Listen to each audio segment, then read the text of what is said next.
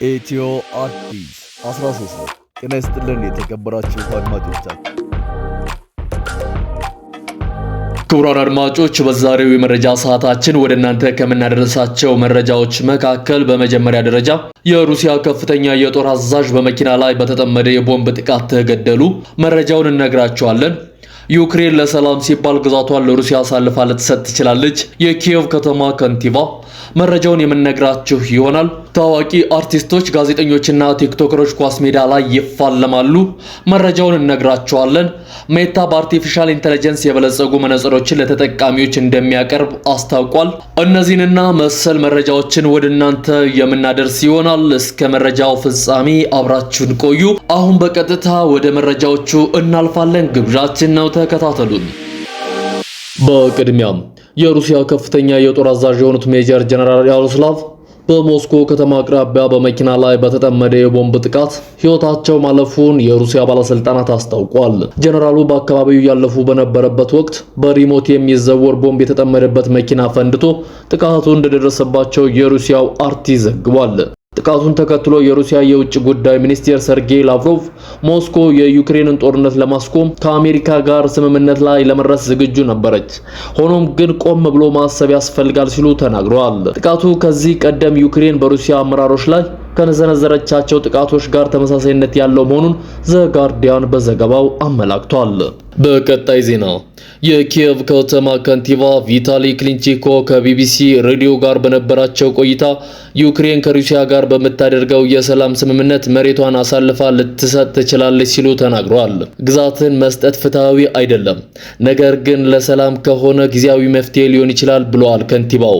ዩክሬን ለሰላም ስትል ግዛቷን ልትሰጥ ትችላለች በማለት በአደባባይ የተናገሩት ከንቲባው ይህ ንግግራቸው ከዩክሬን ፖለቲከኞች የመጀመሪያው ሰው ያደርጋቸዋል። ከንቲባው ይህን ይበሉ እንጂ የዩክሬን ፕሬዝዳንት ዘለንስኪ አሁን ላይ በሩሲያ የተያዙ የዩክሬን ግዛቶች አሳልፎ ለመስጠት ይቅርና በ2014 ወደ ሩሲያ ለተጠቃለለችው ክሬሚያ እውቅና አልሰጥም ማለታቸው ይታወሳል። የአሜሪካው ፕሬዝዳንት ዶናልድ ትራምፕ ፕሬዝዳንት ዘለንስኪን በዚህ ሰዓት ስለ ክሬሚያ ማውራታቸው ለሰላም ያላቸው ቁርጠኝነት አያሳይም፣ 2014 ላይ የተፈጠረው አሁን ማንሳቱ ተገቢ አይደለም ሲሉ መናገራቸውም የሚታወስ ነው። በቀጣይ ዜና በምሽት የንግድና የትራንስፖርት አገልግሎት እንዲሰጥ የሚያደርገው ደንብ ለማህበረሰቡ አዲስ የሥራ ባህል የሚያላብስ ነው ሲሉ የአዲስ አበባ ንግድ ቢሮ ኃላፊ ሀቢብ ስራጅ ገለጹ። የከተማ ልማትና የንግዱ እንቅስቃሴ የአንድ ሳንቲም ሁለት ገጽታ ናቸው ያሉት ኃላፊዋ በመዲናዋ በለውጥ የተላበሰች ገጽታ አዲስ አሰራር ዘመናዊና ያደገ የንግድ ማህበረሰብ የሚፈልግ ነው ሲሉም ገልጸዋል። በቀጣይ ዜና የጦር ኃይሎች ጠቅላይ ኤታማዦር ሹም ፊልድ ማርሻል ብርሃኑ ጁላ በሞሮኮ የሮያል ጦር ኃይሎች ኢንስፔክተር ጀነራልና የደቡባዊ ዞን ጦር አዛዥ ሌተናል ጀነራል መሐመድ ባሬድ ከተመራው ልዑክ ጋር ተወያይተዋል። ባለፈው ዓመት በአዲስ አበባና በራባት በተካሄደው የከፍተኛ ደረጃ ወታደራዊ ልዑካን ምክክር ሁለቱ ሀገሮች በትብብር ለመስራት የሚያስችሉ ጉዳዮችን እንዲፈትሹ እድል መፍጠሩን ፊልድ ማርሻል ብርሃኑ ጁላ ተናግረዋል። የሞሮኮ ሮያል ጦር ኃይሎች ኢንስፔክተር ጀነራልና የደቡባዊ ዞን ጦር አዛዥ ሌተናል ጀነራል መሐመድ ባሬድ በበኩላቸው ኢትዮጵያ የአፍሪካ ነጻነት ምልክት መሆኗን ገልጸዋል። የሁለቱ ሀገራት ወታደራዊ ትብብርም ለአፍሪካ ሰላምና ደህንነት ለምናበረክተው አስተዋጽኦ የጎላ ሚና ይኖረዋል ማለታቸውን የመከላከያ ሰራዊት ማህበራዊ ትስስር ገጹ መረጃውን አመላክቷል።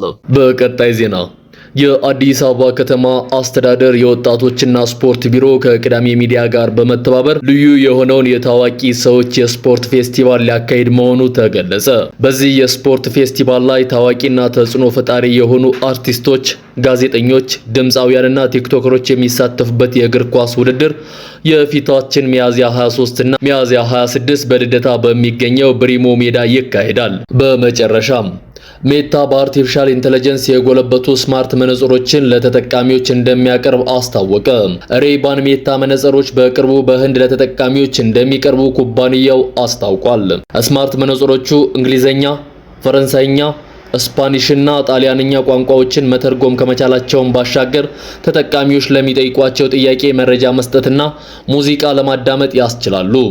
መነጽሮቹ ከኩባንያው የኢንስታግራም ሜሴንጀር መተግበሪያዎች መልእክቶችን፣ ፎቶዎችን፣ የድምጽና የቪዲዮ ጥሪዎችን በቀጥታ መቀበልና መላክ እንደሚያስችሉ የኢንዲያን ኤክስፕረስ ድረ ገጽ ዘግቧል። ኩባንያው ሜክሲኮና ዩናይትድ አረብ ኤሚሬት ጨምሮ በተለያዩ የአውሮፓ ሀገራት መነጽሮችን በቀጣይ ተደራሽ እንደሚያደርግ አስታውቋል።